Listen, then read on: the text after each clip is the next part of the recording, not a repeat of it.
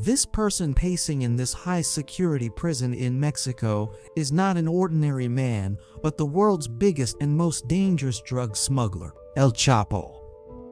CCTV cameras have been installed in his cell, by which he is monitored 24 hours a day. There is neither a ventilator nor a window in his cell. Only a shower area has been built in the corner. The striking thing is that despite so much security and surveillance, El Chapo walks toward the shower area and then is not seen again by the security staff. After half an hour, when they became suspicious, they went inside the cell. But the world's biggest drug smuggler had escaped. Where did he escape from and how? Let's take a look at El Chapo's life and his escape. 50. El Chapo's real name is Joaquin Guzman, born in a small Mexican town called Badiraguato. But later, he gave himself the name El Chapo. His habit of drug trading was inherited. His father, who was himself a small-time drug dealer, kicked El Chapo out of the house at a young age. El Chapo had no job to make a living, and when he couldn't find anything despite searching, he too started selling drugs. At just 15 years of age, he even started growing drugs himself. He would choose a deserted area for himself and start growing marijuana there. Gradually, his drug trading expanded so much that the big drug dealers in Mexico wanted to include him in their gang. In the 1970s, he joined a drug trafficking gang led by El Guero Palma. In this gang, he oversaw drug smuggling, and he was so strict in his work that whenever a delivery was late or there was even a slight mistake, he would kill the dealer. He joined El Padrino's cartel, Mexico's biggest cartel.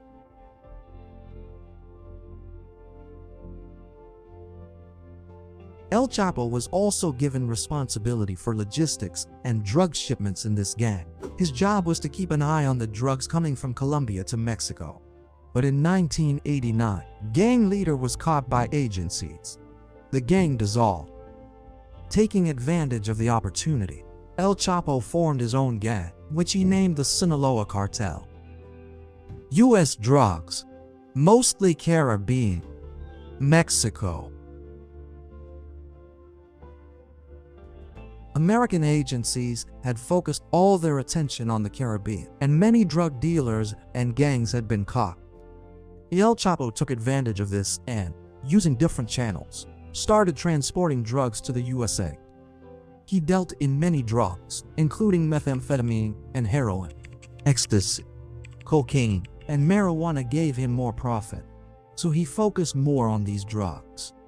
But transporting drugs to the USA was not that easy, and for this he carried out the task with great cunning.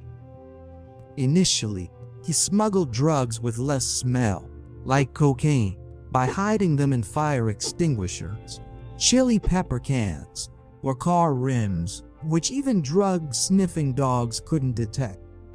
But the problem was that other drugs besides cocaine couldn't be smuggled in this way. So he devised a method that became his signature, and that method was tunnels. He invested millions of dollars to hire experts and built tunnels underground that had complete systems for electricity and ventilation. And through those tunnels, he started smuggling drugs into the USA. In 1990, Federal Bureau of Investigation officers were astonished when they found El Chapo's first tunnel. The tunnel was 300 feet long and had a complete electrical setup. The tunnel opened inside a house that served as El Chapo's safe house, and in an emergency he could escape through this tunnel. El Chapo knew all the rules of this business, so despite countless efforts, he wouldn't get caught. In November 2010, in Otay Mesa, another tunnel was found with similar facilities, and there was also a rail system on the ground, which was used to transport debris during construction and later the drugs. In 2012 in Tijuana, and in 2013 again in Otay Mesa, more tunnels were found. Seeing his remarkable expertise, El Chapo and his gang came to be known as the King of Tunnels. He built his tunnels so deep that ground-penetrating radar machines couldn't detect them, and he cleverly hid the tunnel entrances, such as under a bathroom tub or a toilet. Before building the tunnels, he chose the location very carefully. He intended to conduct most of the smuggling from Otay Mesa, an area of San Diego on the US-Mexico border. He chose Otay Mesa for 3 reasons. First, Otay Mesa was close to 2 major transport hubs, Tijuana and San Diego, and because of these hubs, transporting drugs to distributors was very easy. Second, it was an industrial area with many factories, and the noise from heavy machinery and traffic was significant. That's why digging tunnels here was easy, because the noise of excavation would be masked by the factories' noise. And the third reason was the soil. One side of the city is the sea, which keeps the soil very soft. Therefore, digging here was very easy, while on the other side there are mountains that give strength to the soft ground, and thus the tunnels did not collapse. In other words, in every respect this place was ideal for El Chapo's tunnels. On 9th June 1993, Mexican authorities finally caught El Chapo and sentenced him to 20 years in prison. But this prison also became his office. He would bribe the jail staff to obtain every facility for himself and even arrange his business meetings so that his work could continue. In 2000, the Supreme Court of Mexico made a decision. Afterward, transferring prisoners between the United States and Mexico got much easier. El Chapo knew that because of drug smuggling to the USA, the US government would, at all costs, have him extradited and imprisoned, and then getting out of there would not be easy. That's why El Chapo first planned to escape from a Mexican prison.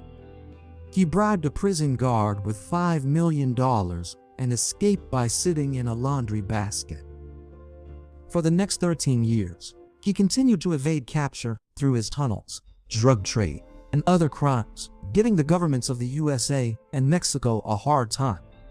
But after 13 years of effort, the Mexican agencies learned his exact location and raided his house.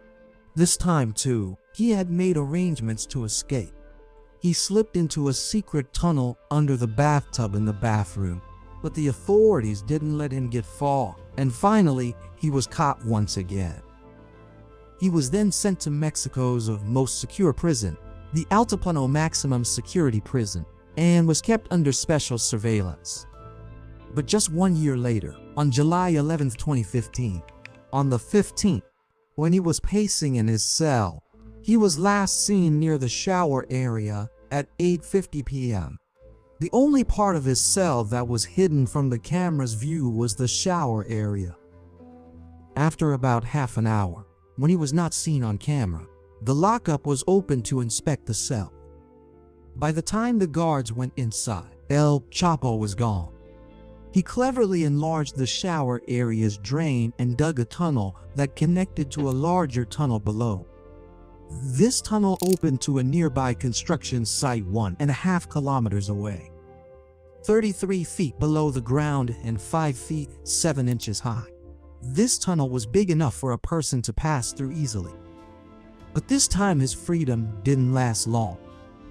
January 2000, in 16, Mexican Marines attacked his safe house again in Las Marcas, and after fierce resistance, he was captured once more. This time the American government did not want to take any more risks, so in 2017, the Mexican government handed El Chapo over to the USA, where he is serving his life sentence at the Supermax prison in Colorado. But the reality is that no matter how much security there is, the American government still fears that El Chapo might escape again.